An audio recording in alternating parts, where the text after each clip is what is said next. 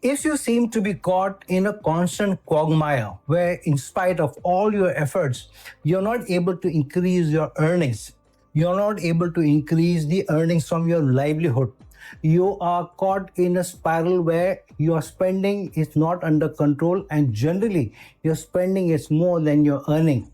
Try as you might, you're not able to increase your bank balance, you're not able to increase the assets, and you seem to be stagnated in your career, in your work, most concerning your earnings, your livelihood, or you are not able to grow your business beyond a certain point, your business seems to be stagnated, then this is the video for you.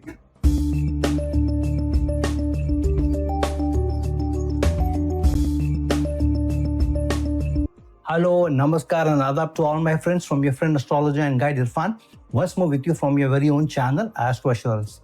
We have been doing a number of videos on different areas of your life. We have been doing on relationships, we have been doing on your career, we have been doing on different divisional charts and so forth. And in one of the areas that we are also focusing on, apart from your vocation, your career, is your wealth, is your financial income, is your earning potential.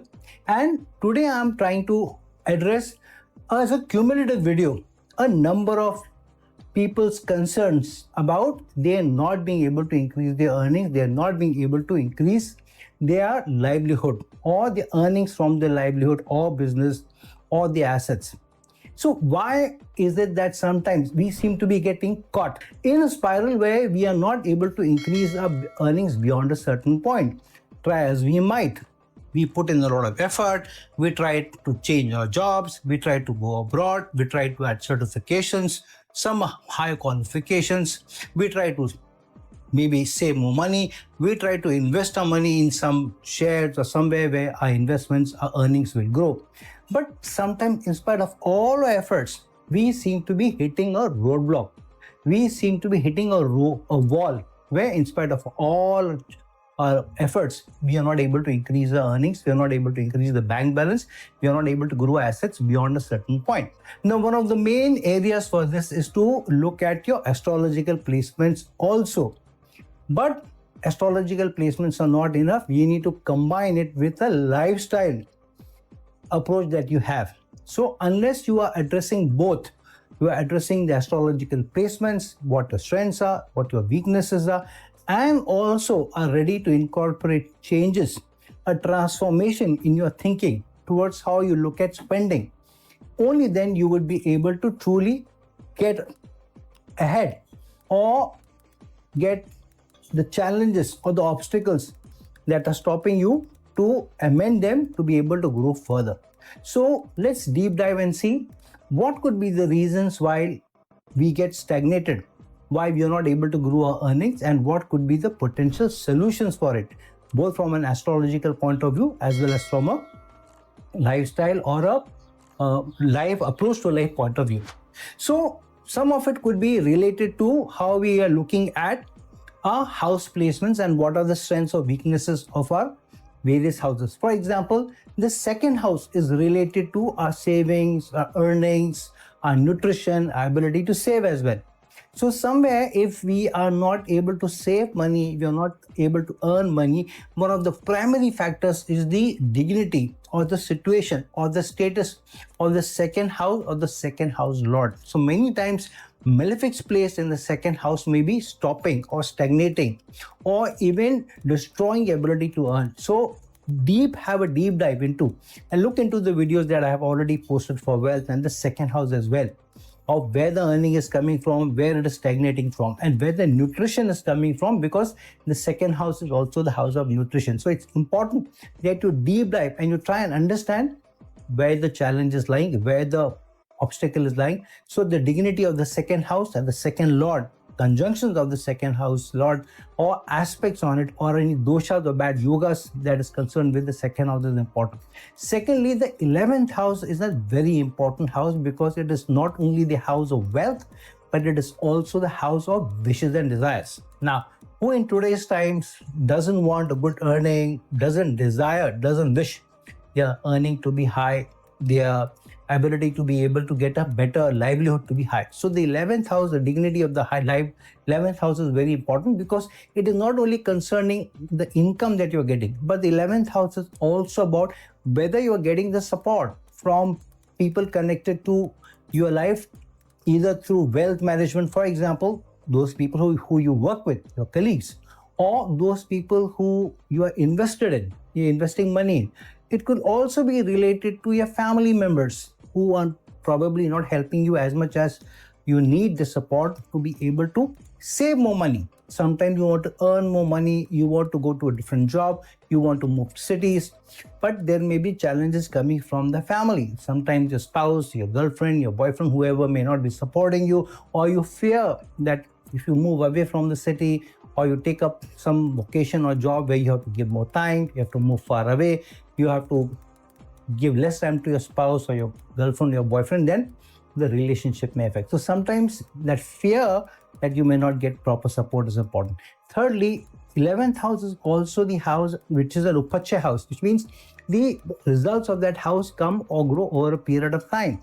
So if the 11th house is afflicted, the 11th lord is afflicted, there are doshas or bad yogas in the 11th house, bad aspects on it, there is another challenge that you may not be able to grow.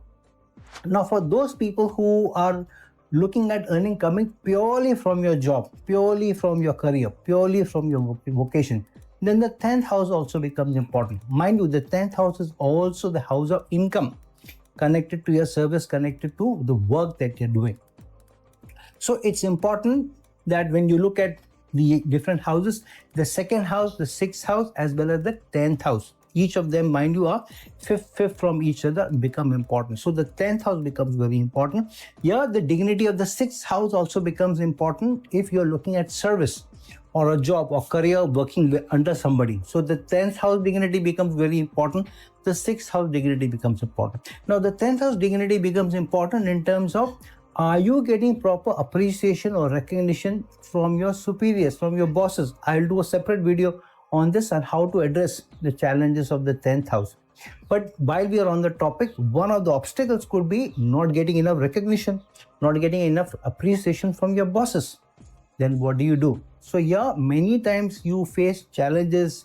In spite of putting your best effort, you're not able to convince them that you're working well, you need growth, they should push your growth, or they should recommend you for growth, or they should recommend you for an increment, if maybe not promotion or whatever. So usually with promotion, the higher income also comes in. So that is the other thing. The 6th house becomes important because the 6th house is not only the house of service of your work, working under somebody, but the 6th house is also the house of debts, loans. So sometimes what happens is the 10th house may be in good dignity, but the 6th house is in bad dignity. So what does this mean? This means is many times you get caught up in some loans or debts because you want to invest money or you want to do something. So sometimes we need to also look at, especially from a debts and loans, we should also look at the 5th house, because the 5th house is the house of speculative investment. So if you made a speculative investment in something where you're losing money and you're taking a debt or you're taking a loan to make that investment. For example, sometimes we buy a house, we buy a property and we take a loan for it. We start a new business, we take up a new startup. There you may need loans from the bank, from like-minded people, from your partners. So the 6th house and the 5th house become important, especially from a loans, debts kind of situation. But the 6th house is also the house of challenges or the roadblocks that you face from people who are working behind the scene, who you're not aware of.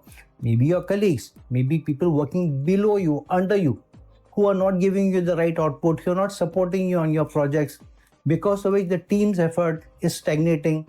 If you are the leader of a team and you don't get the support of people below you, then the challenge can also come in from the 6th house not being in good dignity, the 6th lord not being in good dignity, or aspects on the 6th house may not be good. Especially if you have a bad Venus in the 6th house. You know that Venus gets debilitated in Virgo and the 6th house has Virgo energies. Then too you may face challenges. Then the other thing is that sometimes the eighth house becomes a problem in you not being able to earn enough money. So here you need to do a proper deep dive to understand which is the house which is blocking your money. Is it the second house? Is it the sixth house of service? If you're working under somebody, is it the 10th house?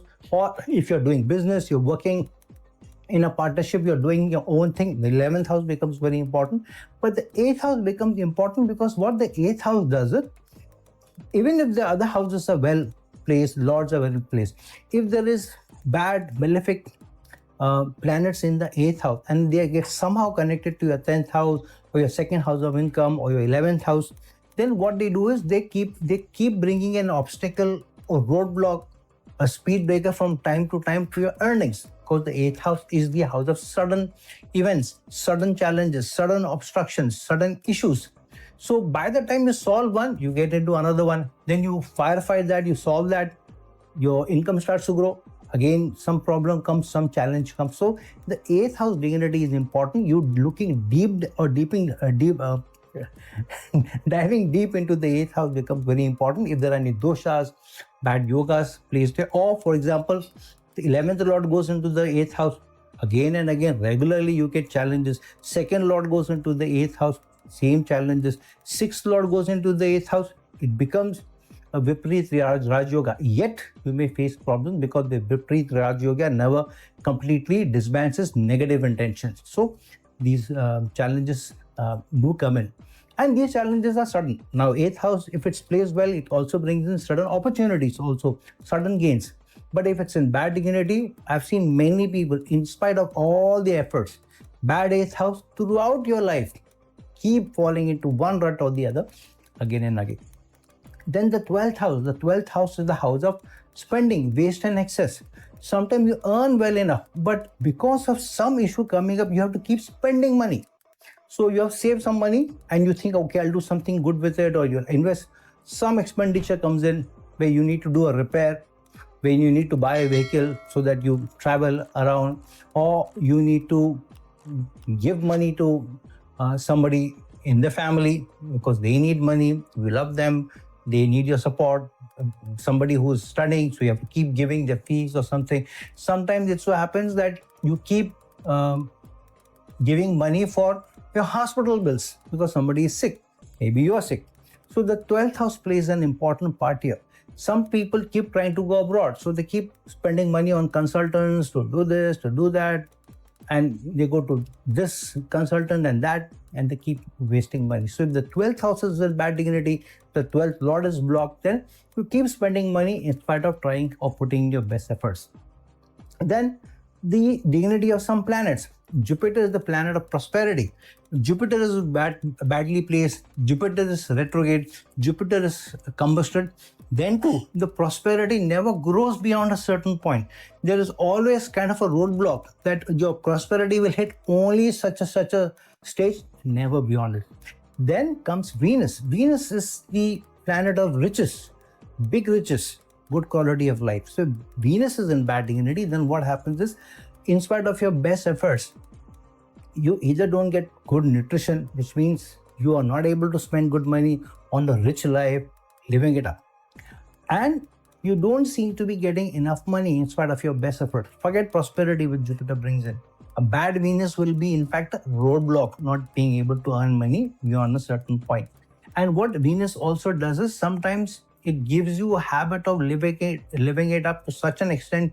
You like brands, you like good things. So you keep spending money or wasting money on good clothes, shoes, watches, travel, eating out, dining out, entertainment, and then you think, I don't save money, I don't seem to be making money, because you're making a decent amount of money, but your spending habits is so high because of a bad Venus, because of which you face challenges. And keep in mind, Venus gets exalted in the 12th house. So 12th house is afflicted and Venus is afflicted, then it becomes a double whammy. So Venus is another planet because of which there can be challenge. Then the Lagna Lord itself, the ascendant Lord, if it's in bad dosha, bad dignity, it goes into the 6th house. Throughout your life, you will be caught up in some debts or loan. Lagna Lord goes into the 8th house. One after the other, you keep facing obstacles. And Lagna Lord is an affliction, second Lord is an affliction also, then the affliction becomes double, which means the obstacles are generally coming from money, generally coming from nutrition. This happens. Now, what does the afflicted second house lord do? The afflicted second house lord will not be helping you to save money, and you'll face issues of spending money on nutrition, which is not required for you, or which is required for your dependents rather than yourself. Or if the Lagna Lord itself is placed in the 6th house or the 8th house or even the 12th house, so either obstacles from those people who are acting behind your back, or facing challenges, sudden issues from time to time, or spending money. So a number of factors will combine to bring challenges to you, and there will not be just one factor. Remember, just one placement of one factor will not compound the issue. If an issue is being compounded, 2 or 3 things have to come together. Only then that the situation becomes compounded. If one thing is compounded, then you will under challenge or under malefic intent or bad dignity, then the challenge will be only for a while, or maybe only in one area of life, and for a short duration. It will not be regularly for a long period of time. Then there will be 2 or 3 things combining to give you those challenges, and diving deep into and understanding what are the 2 or 3 things which are kind of stagnating your income, stagnating your livelihood, stagnating an area of life is important. Then, not to miss out, Rahu and Ketu, these are the planets which Rahu is the planet of manipulation, misleading. It will mislead you into taking up a job, mislead you in taking up a vocation, mislead you in taking up a degree or certification, which is not so helpful. So it's important to understand where the money is coming from. Understanding deeply, with a deeper insight, what is the dignity of the second house lord, where is it placed, with what planet it is conjunct with, is very important. So if for some reason the second house lord or the second house gets afflicted by Rahu, either by being placed in the second house or aspecting it or conjunct with the second lord, then you may be misled into taking a decision which doesn't help your income, which eats up into your income, which makes you spend more money. Ketu is a denier, negator. So for some of you, Ketu gets into the second house, gets conjunct with the second house, or aspect the second house, or gets aspect the second lord, either of the two, then it becomes a denier, it becomes a negator. Try as you might to increase income, it doesn't. If Ketu gets placed in the 10th house, it stagnates your job, stagnates your career. Try as you might, you don't seem to be growing. Ketu gets into the 4th house. The assets, the daily conveniences that we want to buy through high earning, good television, house, car, you're not able to get that beyond a certain degree.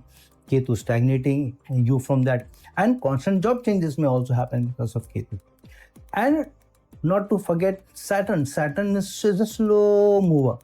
Saturn gets into the second house. So you seem to be stagnating so much that when the growth comes to you, because it's a slow growth, by the time the growth comes to you, the expenses have become, or the things have become so expensive that you keep spending money. Whatever you have earned, started to earn more, you end up spending more because everything has become more expensive now.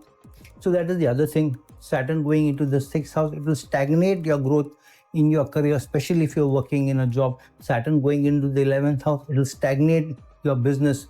Saturn going into the 7th house, if you're in a partnership, you're working in a team, it will stagnate the way you work with a team, how you're able to derive results from your business, from your partnerships. Saturn aspects your second lord, Saturn aspects your Lagna lord or gets conjunct with them. Then too there is the challenge where Saturn is slowing down results for you. And if any of the doshas happen, the Shrapit dosha, Saturn and Rahu, the Vish dosha, Saturn and Moon, or eclipse of Sun by Rahu, or eclipse of Moon by Rahu or Ketu, then too there is a challenge. Moon gets afflicted, you're not able to focus, you're not able to concentrate, you're not able to see where the money is coming from, you're always in this emotional turmoil, or you act out of fear, you're not able to take those important decisions, you lose out on opportunities. Mars is afflicted, you're not able to put in enough effort, you're not able to focus on things, you're not able to focus on the more important things. If you have a bad Mercury, you're not strategic, you're not analytical, So it's important to deep dive and understand where the holdup is, where the stagnation is, where the challenge is, where the obstruction is, where the issue is, why you're not earning money, why you're not able to get appreciation and recognition at work, why you're not able to grow your business beyond a certain point, why you're not able to get the support of partners or the people below you, why are your investments are not growing, why are your investments turning out to be bad, you're losing money, why you're spending more money, say in high expenses including say hospitals or clinics, then getting engulfed in a bad dasha. Now if it's a long dasha like Mercury's dasha or Venus's dasha or Jupiter's dasha or Saturn, 16 years, 17 years, 19 years, 18 years, 19 years, 20 years, then it becomes a big problem. Rahu's dasha is almost 18 years. Venus's dasha is almost 20 years. Then what do? You get caught up in this turmoil if any of them are in bad dignity. Now the antardashas could be making their own effect. So if your Venus is badly placed, hit a Venus dasha, generally you may not get the best of results, but some antardashas may be very good for you. So finding out which antardasha you're doing well, in the long dasha which you generally not doing well, if one particular patch you're doing well, then understand which was the antardasha, what were the transits during that time is very important. So if you understand during which antardasha are doing well, then you can focus on the planet, where the planet is placed, where is the dignity, where the money is coming from, how is the planet helping, and then use that planet to your advantage. Sometimes you may be caught in a bad transit like that of a Sadisati, Saturn going over your moon, 12 from the moon, over your moon, or second from the moon, which is the rising period, peak period, or the setting period of Sadisati. So understanding, is your Sadisati affecting your income in any way or stagnating you from growth in your business or growth in your nutrition? So those aspects are very important. Then not having any Dhana yogas at all. So Dhana yogas are where you have, say for example, in certain instances, for example, if you're a Cancer ascendant, then Mars will be ruling both your 5th house and your 10th house. And now Mars gets into the 10th house itself or in the 5th house itself, or it gets into the 2nd house, then this is a strong Dhana yoga. So if there are 2 or 3 good Dhana yogas, wealth yogas, then you can be earning more. So a horoscope having no Dhana yoga, no wealth yoga, will be facing a challenge. Or if there is a bad dosha in any one of these houses also, then also there is a problem. Now it can be compounded further where there is a dosha plus there is a bad transit like a Sadasati plus you are in a bad dasha, then too there may be a challenge. Then also being able to deep dive and understanding not only your Lagna chart, D1 chart, but your D9 chart.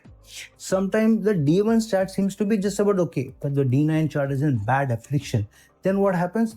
D9 chart, the Navamsa chart is a finer dissemination. So if the 2nd house lord seems to be okay in the Lagna chart, but it's very badly afflicted in the Navamsa, then to a large extent the Navamsa bad placement of the 2nd house lord will take away the sheen, the shine, because of which you may not be able to get good results. So ignoring doshas, ignoring dignities, ignoring strengths, ignoring placements, ignoring conjunctions, ignoring aspects, ignoring important transits it will be a key whether you are getting good results or not. So look deeply and understand. Unless you look deeply and understand what the placements are, what the strengths are, you will keep facing these challenges, you will keep facing these issues, because of which you don't earn well enough. Now, what are the remedies? The first remedy is to understand. If you don't have a proper understanding of your astrological placement, where the challenge is, where the obstruction is, how will you do the remedy? So first, deep dive and understand where the stagnation is, where the holdup is, where the challenge is, where the problem is, where the obstruction is. Number one. Once you understand that, then charity of the planet is most important to reduce the affliction. So when you give off, so what is the planet is intending? The planet is intending to keep you in losses. So you lose some money by doing some charity regularly, spending some monies every day on charity or a weekly basis or one day of the month. Say for example, you're doing charity of Venus. So one Friday of the month, the last Friday of the month can be good. If you're doing charity or donation of moon, then one of the Mondays. Every Monday you can do small donations or the last Monday. And you do it regularly. But it is also important to look into the relationship connected to the planet. Sometimes we don't see that we are spoiling the dignity of the planet by not treating well the relationship. So sun is the karak of father, not having good relationships with father. Moon is the karak of mother, not having good relationship with mother. Jupiter is the karak of husband for a woman. Venus is the karak of a wife or a man, as well as the karak of intimacy, love, affection. Jupiter's prosperity. So if you don't understand the karakas, how they are placed and what planets they represent, and if you don't have good relations with them, then too there could be a problem. If for some reason some of us may not, if we have lost a father, sun is represented by father apart from the ninth lord, then we can't go and improve our relations with father anyway. So looking at the better relations with elders, elderly figures, fatherly figures, a very old uncle, or helping an old age home, especially where Saturn is concerned, this also helps. So improving the relationship with the karaka of the planet, which is the second lord or the 11th lord or a planet in a good yoga. Sometimes they may be good yogas, but we are spoiling the dignity of the planet by treating people bad. Then too we face a challenge. So deep dive and understand that some of the challenges that we face in life is not only because of the astrological placement, but lifestyle, spending more money, or not having a proper character or personality where you are regularly in challenge with the karaka of that planet, or not understanding even the planetary placement may be decent, but hitting a bad dasha, hitting a bad transit. So unless you deep dive and understand, you will not be able to overcome the challenge. And the important thing, very important thing, is where is the money coming from? Sometimes the planetary placement may be decent, the yogas may be okay, dhan yoga may be also be there, but the horoscope is pointing you in one direction to earn money, but you're going in another direction. How will you get the money? It's like a treasure hunt. You have to go and hunt for the treasure, but the treasure is under a tree and you're looking under some other place, or looking for it somewhere else. What will happen? So first understand where the money is. So if you understand the money seems to be coming from under the tree, then only you look at the treasure and under the tree, right? So having a deep dive is important. So guys, do a deep dive in your horoscope. Understand the dignities of planet, understand where the money is coming from, understand the yoga, the dhan yogas, understand the obstructions, understand the bad yogas and doshas, and also have a keen look at your own lifestyle, how you are treating relations, how you're doing treating the karakas of those relationships, understanding the dasha periods also. If you do that, and if you do charity, you hold yourself well, you treat people well, you are in good and ethical behavior, you treat people with respect, you treat money with respect, you always live in percentages, so much money percentage, beyond that I will never spend more on entertainment. In any month, not more than 5% of money I'll spend on entertainment or buying stuff and all. 10% at least I'll put in a good investment, long-term investment. I will not go for shortcuts, especially with bad route. If you do all of that, then there is no reason why you should not be able to grow your money, you should not be able to increase your wealth, you should not be able to make more assets, and you are not able to lead a very prosperous life. So friends, like this video, share this video, and if you're looking for a personal consultation from me, please reach out to me at the link given below. Until some other time, some other video, this is your friend astrologer and guide signing off.